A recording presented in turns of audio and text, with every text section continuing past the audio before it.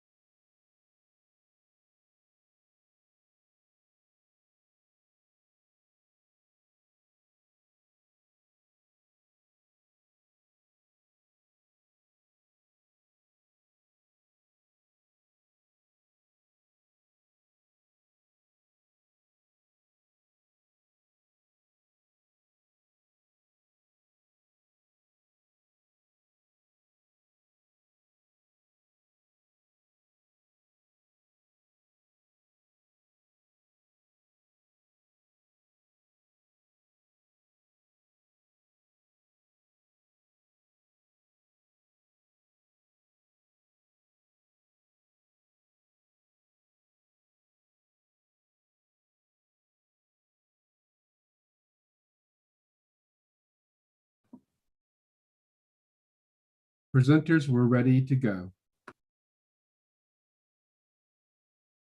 All right. Well, thank you. And welcome everyone to the co-managing CDBG-CV and CDBG-DR session.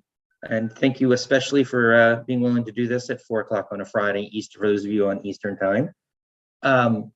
So this is going to be a bit of a strategic look of how to manage CV and DR together, what their similarities are, how they differ. So if we could go on to the next slide. So a touch of housekeeping. Those of you who've been doing this all week know most of this stuff. So the PowerPoints are going to go up on the HUD Exchange. All the participants will be in listen-only mode, so we won't be able to hear your dog bark. Closed captions can be used during the show captions feature below the video player. And there's more information in the attendee guide, which is available on the resources page of the event website. Okay, next. We're ready for the next slide. There we go, questions. Okay, so do things a little bit differently than at least I've done before on these. So submit your questions under the Q&A feature right below the video, or you also can use the Slido app if you want. And you're encouraged to submit questions throughout the presentation. You don't need to wait to the end. We're going to try to work them into the presentation as we go. But we'd also like for you to vote on the questions you think are most important that you'd like to discuss by hitting a little thumbs up sign next to the question when they show up. And with the very least, Randall and I, because we know we're limited on time, we'll try and answer the questions to get the most thumbs up votes. If you've got technical issues, please use the chat box on the right side of the screen. You can also email eventsupport@sitemgroup.com. So if something's not working, you can't ask a question or anything like that. Those are the technical kind of issues you would want to send to use the chat box for. All right. And we can keep going. All right, well, All right. hello, everyone. My name's Randall Mullen, and I'm a Vice President of TDA Consulting. On behalf of the Office of Block Grant Assistance at HUD, I want to welcome you formally to this webinar on co-managing CDBG, CV, and DR. Next slide. As you know, Stan Fitterman and I are delivering this webinar, and Stan is the president of SFF Consulting Group, and I'm with TDA Consulting. We are pleased to repeat the delivery of this training, which actually was offered earlier in the season in this past November. And so we are pleased to repeat the delivery of the webinar during the virtual CARES Act conference. Before we make this presentation and address your questions, I would like to provide a brief overview. Next slide. You might ask yourself, well, why this topic as part of the Basically CDBG course at the virtual conference? In recent years, communities across the nation have been impacted by a wide variety of major disasters. Over 60 communities are recovering from such disasters while also responding to the COVID-19 pandemic. This unprecedented convergence of events presents extraordinary challenges, but also significant opportunities. HUD has awarded most of those communities large CDBG-DR grants, as well as CDBG-CV funding. And many grantees might want to co-manage both programs. As Stan suggested, strategically, it makes sense to manage the programs in a coordinated fashion. But how can that be effectively accomplished? I'll begin the webinar with a preview of our agenda, which seeks to answer that question. Next slide. This afternoon, we'll describe both the similarities and differences between CDBG-DR and CDBG-CV programs. Stan and I will describe the typical activities that both states and local governments have undertaken with grant funds. We will also identify a variety of opportunities to strategically manage the programs in that coordinated and effective manner. And as time permits, Stan mentioned, we will attempt to answer your questions, which you post in the chat. And again, to ensure that the most frequently asked questions are answered at the end, we've asked you to like or upvote a question that might be similar to the one you also have. And lastly, we will identify the available resources that are on the HUD Exchange for your use. Stan will now begin our presentation by describing the similarities between CDBG-DR and CDBG-CV. All right. Thank you, Randall. Yep, that's a good slide to be on. Thank you. So what are the similarities? Well, they're both what they call built on the CDBG chassis, right? So basically, it's CDBG money with an attitude. It's the attitude comes in that there are waivers that HUD has issued in a Federal Register notice that takes some of the CDBG rules and make them not applicable to DR or CV. For example, with CDBG-CV, one of the waivers is the 15% cap on public services has been waived, has been eliminated. So when you're spending money, CDBG-CV money, you don't have to worry about that cap.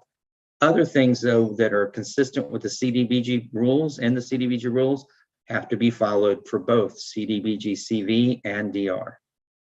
Both are a response to an emergency. DR is responsible for disasters, fires, hurricanes, flooding.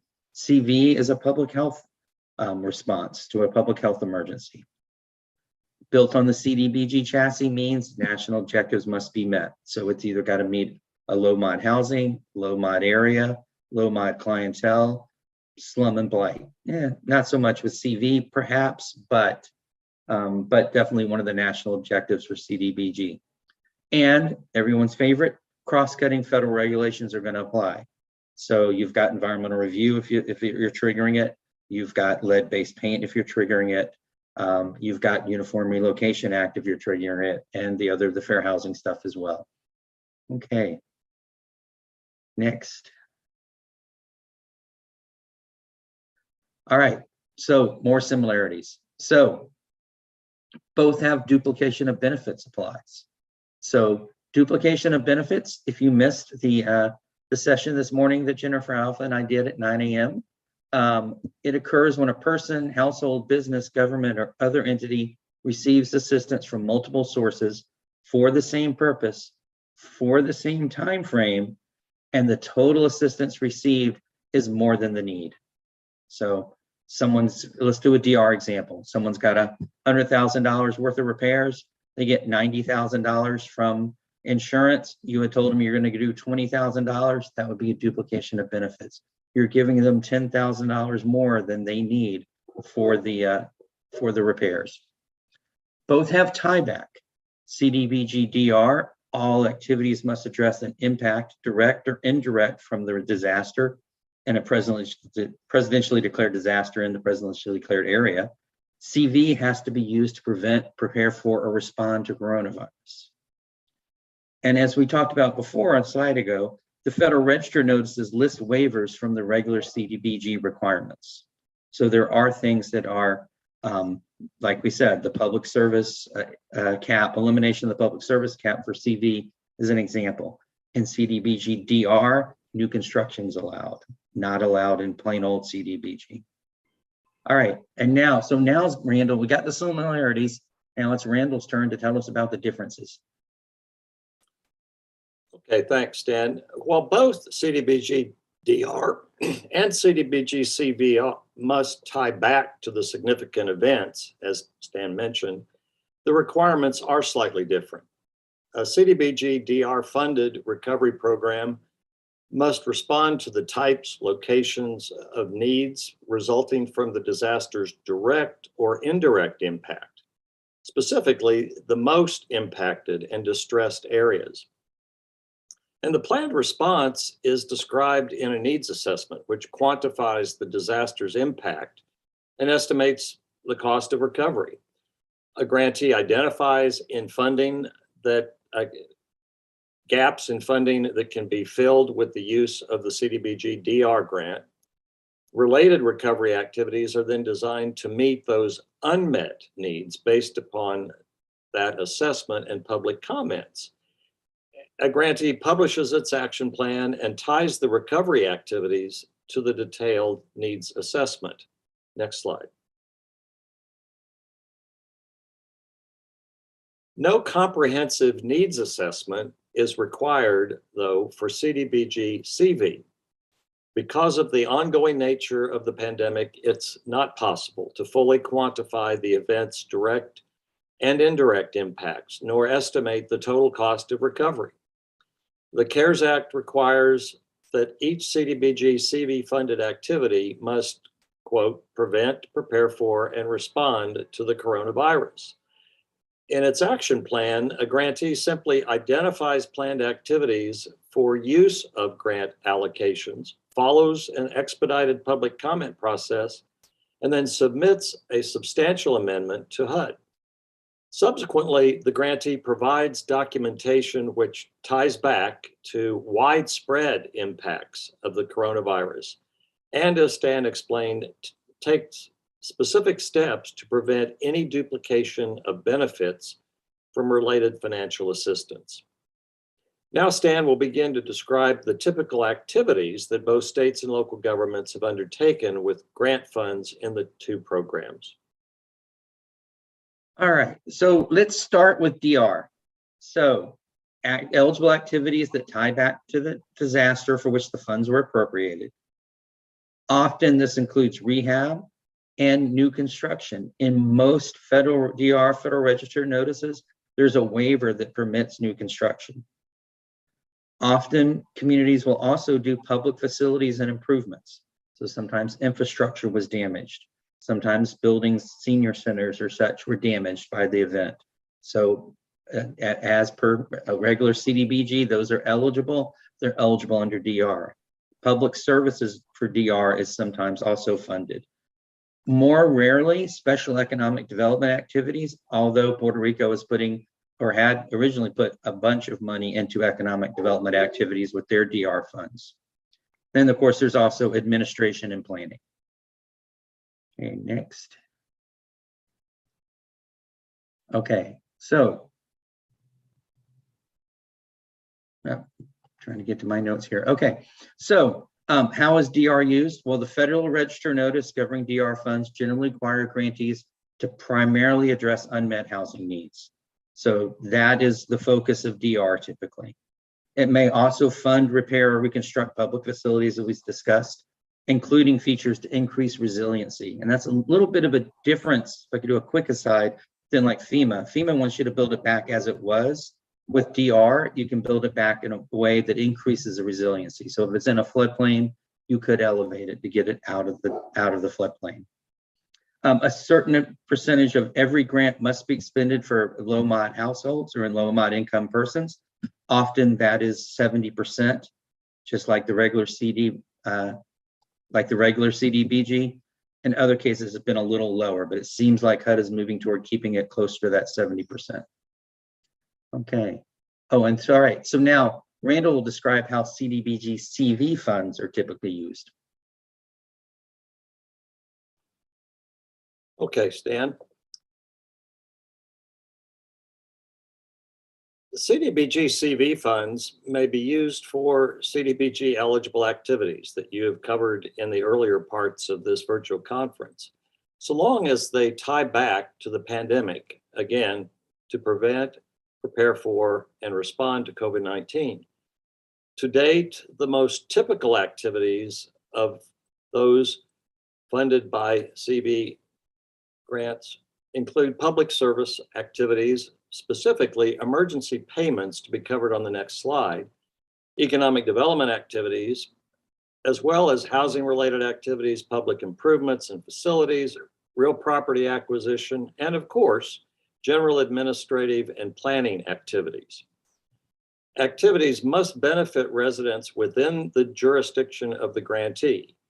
And I want to clarify that these jurisdictions are both local governments, which are entitlement communities, as well as state grantees that, thanks to added flexibility in the CDBG-CV program, can actively cooperate with their smaller cities and even entitlement jurisdictions. So what we're describing here is the potential to strategically manage these programs in a manner that goes well beyond the CDBG program. Yet, at least 70% of every grant must be expended for activities that benefit low and moderate income persons by providing, say, a public service, housing, access to new or significantly improved infrastructure, or a permanent job.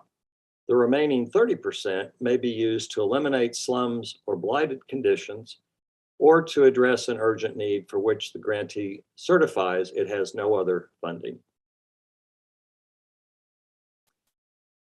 Next slide.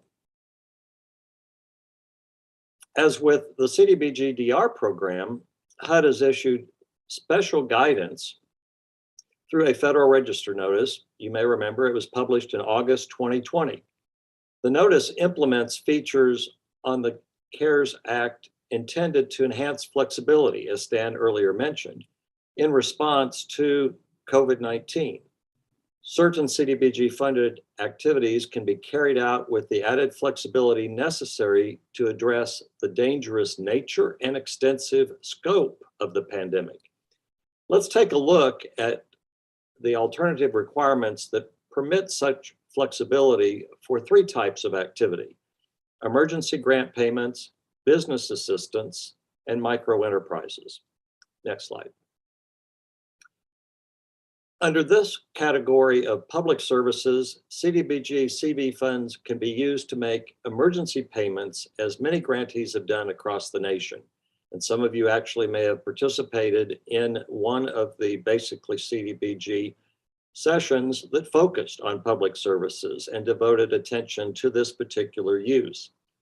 Those emergency payments have covered such items as food, clothing, housing, that is rent or mortgage, as well as utilities. Stan and I have noted, however, that recently the housing-related payments have begun to shift from rent to mortgage payments. But the payments must be made to a provider, such as a utility company, on behalf of the individual or family.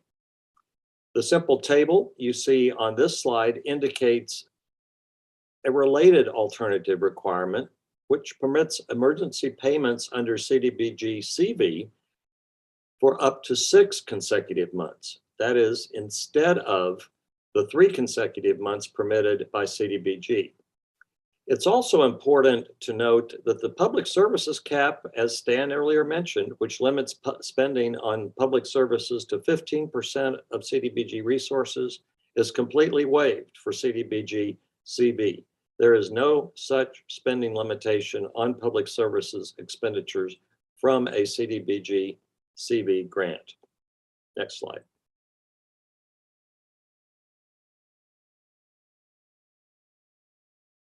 CDBG-CV funds have also been widely used for both business assistance and microenterprise assistance. Business assistance, it's typically offered to avoid job losses caused by business closures related to social distancing. Short-term working capital is provided to businesses, small businesses in particular, to enable them to retain jobs held by low and moderate income persons, or maybe to retrofit their place of business to recover from the pandemic. Businesses comprised of 5 or fewer employees have received technical assistance as well as help to establish, stabilize, or expand micro enterprises.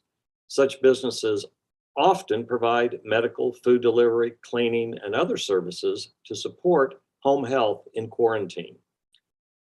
Now that we've reviewed the typical activities that grantees either have undertaken or can undertake with CDBG-DR and CDBG-CV funds, Stan will start to identify a variety of opportunities we see to strategically manage the programs in a coordinated and effective manner. All right, thank you, Randall. So we're going to start out by looking at some specific activities, a little more detail of how they're structured, and then kind of merge into how those perhaps can be combined and these 2 programs can work together. So DR activities, as we said, first, it's foremost is to address unmet housing needs. Rehab of damaged units, waiver allows new construction. Buy out programs where you're actually buying out the home of the folks, usually at pre-storm value. And public facilities improvements, repair, reconstruction, rebuild to become more resilient. All right, next. So let's look at CV activities. A lot of folks have been using CV to address homelessness, either on the public facilities or the public services side. And also to promote economic recovery, business assistance, small scale business assistance loans and grants, technical support and services for businesses and microenterprise, and as well as Randall mentioned, microenterprise assistance, doing both of the above. Okay. Next. All right, so let's look at some examples for public facilities. There's been a lot of emphasis lately on non-congregate, well, really since the pandemic began. It's been a lot longer than I guess I care to remember. Focus on non-congregate emergency shelters. So instead of having folks all in one place, buying hotels or motels to house people experiencing homelessness. There's also been some temporary hotel motel sheltering programs. California started its efforts with Project Room Key, that some of you are from California may be familiar with, where they were paying to put folk who were in the congregate shelters, they were paying to put them up into temporary hotels and motels. And there's also the opportunity to have emergency payments prioritized for homeless or those at risk of becoming homeless. So he's recently exited from a HUD-funded rapid rehousing or currently in permanent supportive housing with inadequate rental assistance. So they're in a place where they could be able to afford it. Normally, COVID, the pandemic may have resulted in them in losing income. As a result, they're at risk of losing the permanent supportive housing they need. So prioritizing those type of things is something that some communities have done. All right, next. So let's look at two examples of CDBG for homelessness, California and King County, Washington. California initially paid for rooms. They now are on their second round, and they're using some CV. They use some CV for this as well as other sources, but they're funding nonprofits and local governments for the purchase of hotels to be converted to either interim housing. So it would be a non-congregate shelter where people don't have leases and stay in as a bit of an emergency situation, and often also permanent housing. So permanent supportive housing where folks would have a lease and have a place to live as long as they follow the rules. Not typically, they are requiring housing first in this, so that housing is a tool to help people recover from whatever they're dealing with, as opposed to as a reward for people who have already been able to recover. I think an interesting fact, University of Washington did kind of study a little bit early on in the pandemic of King County's program, and they concluded that the non-congregate shelters limited the spread of COVID-19 versus those that stayed in congregate setting. Knowing what we know now about how it's transmitted, that makes sense. It resulted in higher exits to permanent housing from hotels than the congregate stay. And there was indications of greater engagement with homeless housing services. So it does seem to, not only from a public health standpoint, it also seemed to kind of getting folks out of a congregate shelter also benefited them in moving on to permanent housing and getting services they might need to get there. Okay, next.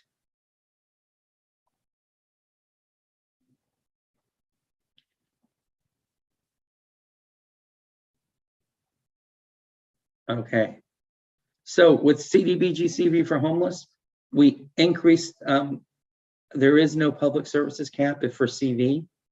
So the public service agency funding could increase the number of rental assistance applicants that can be processed. Another example was to broaden the range of services to include food programs. The state of Vermont for a while was paying restaurants, giving people up to $10 to buy food at a restaurant. I thought that was a great double benefit. It kept the restaurants in business. It also provided food for folks that needed it. All right, now Randall is going to talk about describe opportunities that aid in economic recovery. Okay, thanks, Dan. Yes, in the prior section, we covered opportunities that address housing and community development needs in response to the pandemic that were often exacerbated by recovery from past or recent natural disasters. So I am now going to focus on those opportunities that aid in the economic recovery that is ahead of us. Early in the pandemic, HUD did recognize the significant public benefit derived from the provision of assistance to stabilize and sustain businesses in jurisdictions that suffered disruption due to coronavirus. The guidance in the Federal Register notice that I mentioned earlier on CDBG-CV, it sought to facilitate business assistance for the purpose of avoiding a complete economic collapse within a grantee's jurisdiction. And now we are turning our attention to focusing on economic recovery. Therefore, CDBG-CV is more targeted to small-scale economic development activities than CDBG-DR. Examples include the business assistance services and microenterprises that target central business districts, CBDs, in a local jurisdiction. Expand goods and services to a jurisdiction's core that might be underserved. And then create business incubators that capture markets demanding new and different services as a result of the pandemic that we're experiencing. Next slide. HUD did establish a waiver and alternative requirements to facilitate and expedite assistance to businesses affected by the pandemic by streamlining the national objective criteria and record-keeping requirements for activities that benefit low and moderate income persons by retaining or creating jobs. Those of you who attended earlier sessions on economic development or on national objectives have been through the specific guidance that applies and the somewhat burdensome record-keeping requirements that have existed for CDBG. This slide describes a so-called location presumption of LMI status for job creation and retention, which actually enables jurisdictions to better assist economic recovery in central business districts. As you see, the higher poverty rate for CBDs is removed, and qualifying census tracts must meet either the 70% LMI requirement or the 20% poverty rate of evidence of poverty and general distress to serve those areas. Next slide. As you also may know, normal job creation and retention record-keeping requirements, they consider family income when determining whether a beneficiary is a person of low or moderate income. But these requirements are likely to be burdensome during a time when unemployment has surged and family income is more difficult to document. Collection of income information directly from assisted businesses streamlines the assistance. Grantees and an employer may consider individuals that apply for or hold jobs to be members of one-person families for activities that prevent, prepare for, and respond to coronavirus. HUD has also modified the related record-keeping requirements by adding the following presumption.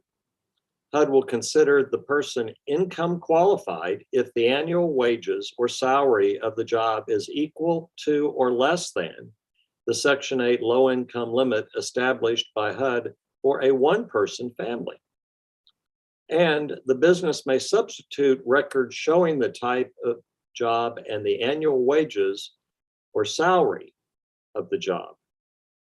The upshot of these alternative requirements is that it becomes easier for a jurisdiction to offer assistance to businesses that will either retain or create jobs available to low and moderate income persons. Next slide. Also, an alternative requirement modifies the so-called public benefit test. Again, if you attended the earlier sessions on economic development, you know about that test. For CDBG-CV funded jobs, it's different.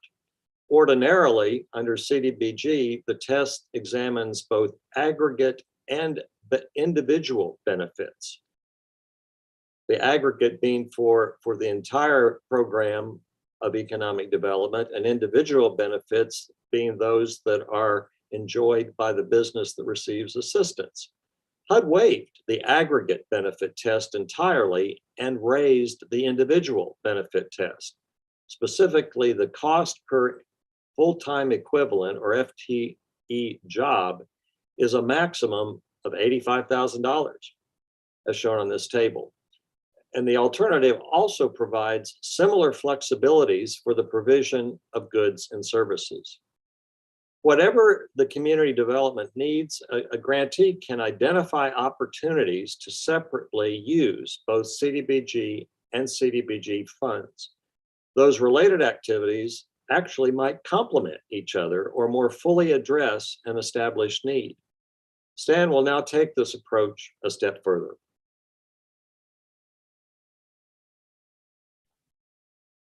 Next All right, slide. Thank you, Randall. Okay, so why would you even want to do this, right? Why fund some type of activity with both grants? Well, it's possible that needs changed between the natural disaster and pandemic. We'll look at an example in a minute on the next slide of some case studies and best practices. Conditions may have evolved during the pandemic to where there are different needs now that CDBG-CV could cover. Let's face it, program design elements, policies, and procedures are similar. It's, as we've been saying, it's on the CD built, they're both based on CDBG. So our staff capabilities are going to be similar. They have to understand duplication of benefits for both, have to understand national objectives for both, have to understand eligible activities for both. So we've got staff in place that could potentially manage both. And if we're funding a public facility, for instance, with both CDBG-DR and CV, we know how much money is coming from each source, so we can have a better way of managing the duplication of benefit aspect of the programs. Okay, next slide, please. So what are some best examples? CV funded emergency payments for rental assistance to those that are at risk of homelessness, but especially who are living in rental units that were repaired with DR. We don't want to repair a rental development with DR and then have it start to have cash flow problems because their tenants can't pay the rent because of issues related to the pandemic. We can prioritize DR funded repair developments to ensure immediate viability of affordable development. So we can have DR funded repaired improvements, and so that we have an opportunity to get folks into rental housing they can afford. Emergency mortgage payments could be prioritized for applicants to receive DR funded repairs. Again, we don't want to have the risk of a DR funded repair and then have someone lose their home because they couldn't afford to pay their mortgage because they lost their job because of COVID. Expand DR funded business working capital to include CV funded rent payments. Remember, with business assistance programs, we could pay the rent for a business. So if we've given them working capital to try and get their themselves back up into play and back operating after a disaster, and now they're struggling to pay rent because their customers are pausing, then you've got an opportunity to pay rent for them till hopefully we can get things back to a little bit closer to normal. You can also add, and I know Colorado Springs did this, they added CDBG funded micro enterprise technical assistance, and they did it without DR, but it certainly is something that you can do to existing funded DR programs, existing funded assistance programs as well. Okay, next slide, please. All right, how to maintain a compliance. Well, duplication of benefits. If we're funding it with, to avoid increase the size or scope of an existing DR funded activity with CV funds because the need has increased. So an example of this, a public facility that was damaged by a disaster, you were planning to rebuild it. Now you also realize that a better HVAC system that has more ventilation, or that may have the UVGI or a HEPA filters, may be now something that would make sense. So you would expand the scope of the DR repairs to include some CDBG-CV funded additional repairs to the HVAC system, for example. Supplanting. So we're just throwing this in because it's a good idea to cover. You can't reduce state or local funds for an activity because now you have federal funds. So if you already had budgeted something like in a capital improvements program, like improved drainage of a certain road, and now DR money is available, you can't go, oh no, we're going to pull the local money and now use DR. If it was budgeted for it, that would be supplanting, and we can't do that. Okay. Monitors and OIG get very grumpy when we supplant. All right, and now we're going to conclude with an example of co-managing DR and CV programs with an example from Puerto Rico that Randall is going to walk us through. Okay, Stan. Yes, among the best examples are those designed to foster economic recovery. In disaster-impacted areas that received CDBG-DR funds, business needs, as you noted, likely have changed between when a CDBG-DR action plan was written and the beginning of the pandemic, officially January 21, 2020. Affected businesses may need more working capital or rent assistance than contemplated when the CDBG-DR program was established. Also, the type and size of businesses affected by the pandemic is more varied and widespread than only those impacted by the previous disaster. As such, grantees have chosen to use CDBG-CV to assist a wider variety of small businesses, microenterprises, and more than the large-scale initiatives to support economic revitalization through the DR program. In October 2020, the Commonwealth of Puerto Rico amended its action plan to allocate CDBG-CV grant funding for a microenterprise assistance program in response to COVID-19. Municipalities provide assistance through grants to eligible microenterprises for medical, food delivery, cleaning, and other services to support home health. The program complements larger scale economic development activities funded by CDBG-DR grants, which are administered by the territorial government to support economic revitalization and recovery from disasters caused by Hurricanes Irma and Maria of 2017. Next slide. Okay, it's now time for us to address questions that may have been raised in the chat.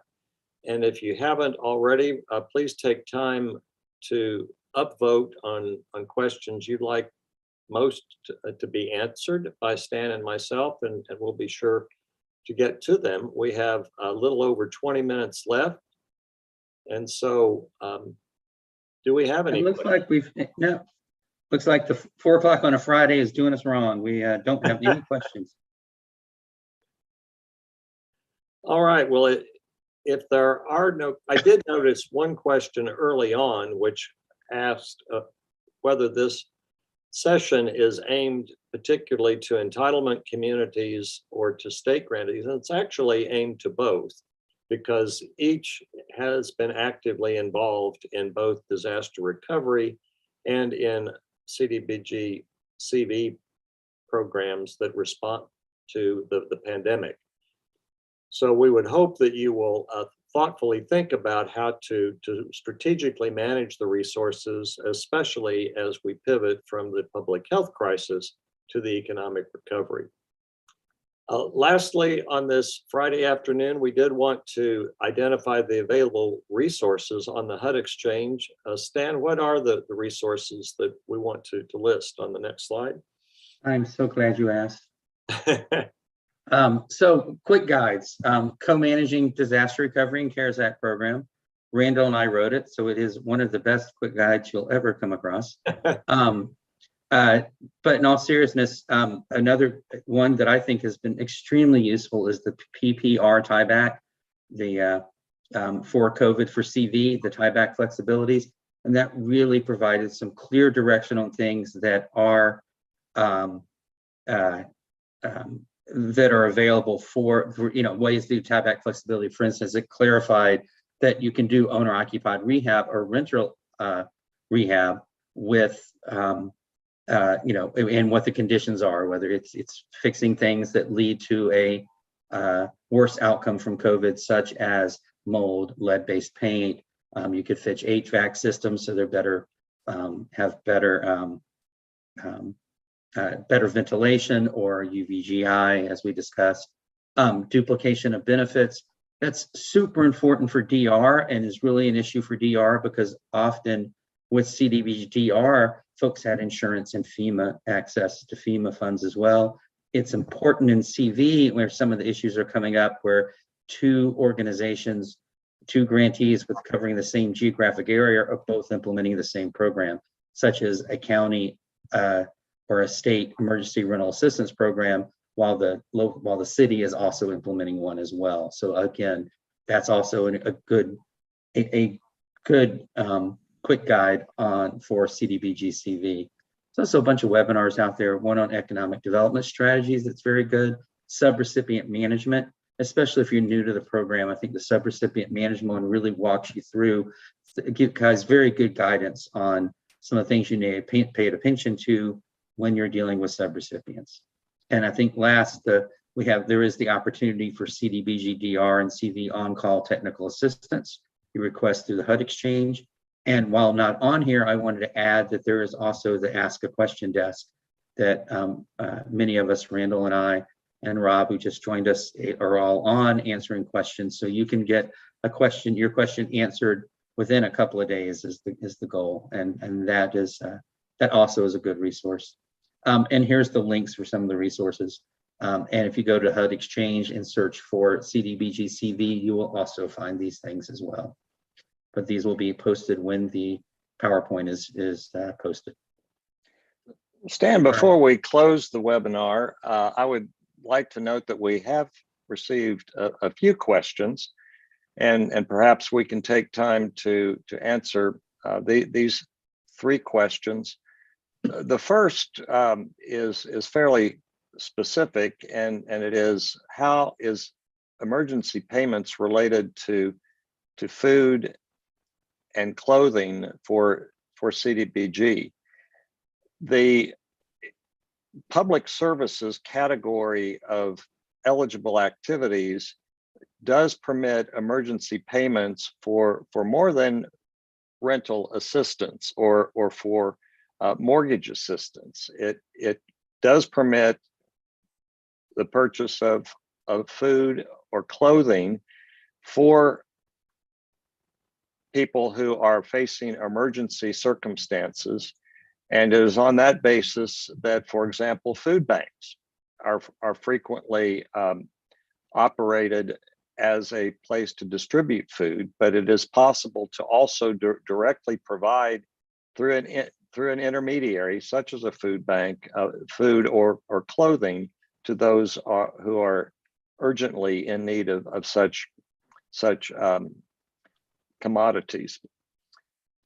Stan, we also have a question that's a more general nature, and that is, could we talk about the coordination and collaboration partnerships that we foresee as being key to administering these programs, particularly given the DR funds are awarded to states?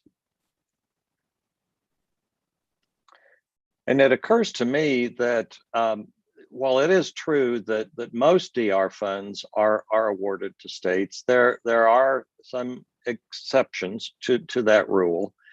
Where there are those exceptions, it is possible for the coordination to occur more cohesively between, say, an entitlement community that is receiving both funding sources.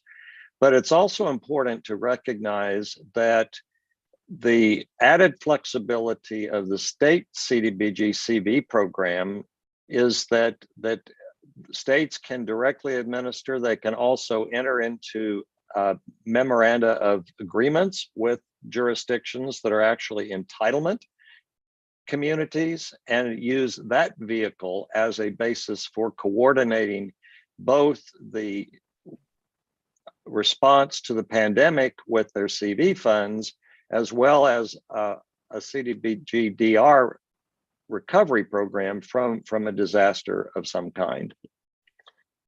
Yeah, and I guess I'll add that from what I've seen and working with folks is that some of the reality is a lot of it's going to depend on what your working relationship is with your state government and with the entity within state government that is implementing the DR program. Sometimes they very much are interested in listening to you saying, hey, if you tell us who the DR funded rental deals are in our community, we'll prioritize them to make sure they're not going to go have cash flow problems because folks can't pay their rent. In other cases, sometimes they're not as cooperative. So I think to me, that's been one of the keys is how well the local government gets along with the state government. Correct. And we have a related question. Would an entitlement community need to receive DR funds in order to initiate some of the programs that we have mentioned, particularly, say, an incubator medical personnel that may want to obtain upskilling? The answer is no. In fact, the Puerto Rico example involves the Commonwealth, which as a territorial government like a state receives the DR funding. But they have also received CV funding and enabled the municipalities to undertake the microenterprise program that, among other things, can provide medical services within the municipal areas of Puerto Rico. And as such, it's a coordinated approach to utilizing the two sources of funding in a strategic fashion to meet both the public health crisis needs and to continue the ongoing economic recovery from the hurricanes of 2017. What other questions do we have, Stan? Let's see. Could you please provide additional examples of projects that could involve DR and CV funds? There are additional examples in the guide that you referenced earlier. We would also urge you to take a look at a recent, a notice that came out a few years ago from CPD. It is on the HUD Exchange and entitled Using CPD Funds for Disaster Response and Recovery. I urge you to take a look at that guide, because what it helps a grantee understand is where they are simply receiving CDBG funds, how they can use those funds to complement a disaster response and recovery. The same principles and examples that appear in that guide are also available to you under CDBG-CV with the added flexibilities. So in our viewpoint, there are a plethora of examples where a jurisdiction wants to particularly think strategically and attempt to co-manage the programs where they very likely have limited staff and capabilities to deal with all of the different demands for managing and delivering grant-related services from HUD. There is also a separate resource that I'll mention that will offer a few other ideas too, and it is a HUD Community Resilience Toolkit. As you probably know, HUD is urging communities struck by the disasters of a natural type, as well as this public health disaster, to think ahead and identify ways that their communities can be more resilient if there were another pandemic, or if there is, as we can all expect, yet another hurricane to strike the islands. This toolkit offers useful strategies for coordinating the different sources of funding in such a way as to build back better and enable us to better withstand future challenges that are caused by either a public health crisis, a natural disaster, or some other kind of catastrophe.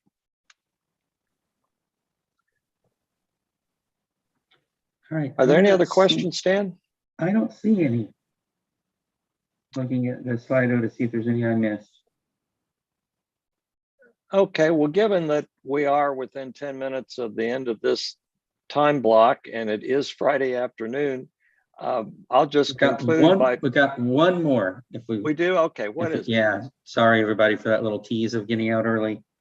If we had a small business program and gave funding to the small business at the time they were eligible, what happens if small business went out of business? Can we still count this small business and IDIS and use the CDBG-CV funding? To me, that's a question you would probably want to direct to your local HUD office.